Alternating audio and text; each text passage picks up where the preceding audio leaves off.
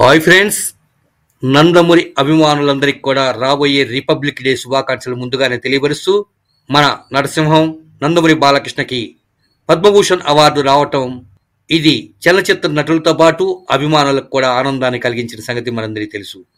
ఇక ముఖ్యమైన విషయానికి వస్తే అఖండ 2 తాండవం చిత్రంలో నందమూరి బాలకృష్ణ ఎన్ని పాత్రలు వేస్తున్నారు అన్న విషయానికి వస్తే ఈ చిత్రంలో నందమూరి బాలకృష్ణ 3 పాత్రలను వేయబోతున్నాడు.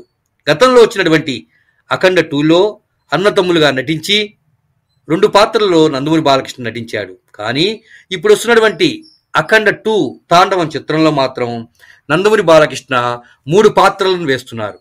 అందులో అఘోర తండ్రిగా నాగ సాధువు పాత్రలో నందమూరి బాలకృష్ణ కనిపిస్తున్నాడు.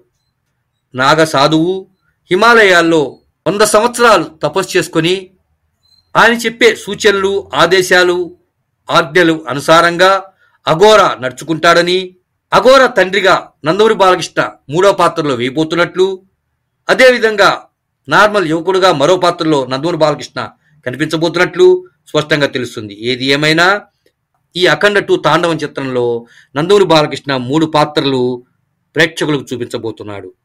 అఘోరాగా, అఘోర తండ్రిగా, నవ యువకుడుగా 3 పాత్రలు ప్రేక్షకులను అలరించబోతున్నాయి. ఆల్ ఇండియా స్థాయిలో రిలీజ్ అయ్యి సెప్టెంబర్ 25వ తేదీన అంటే దసరా పండుగ రోజున ప్రేక్షకుల ముందుకు వచ్చి రికార్డులను, ప్రభంజనాన్ని సృష్టించబోతున్నది.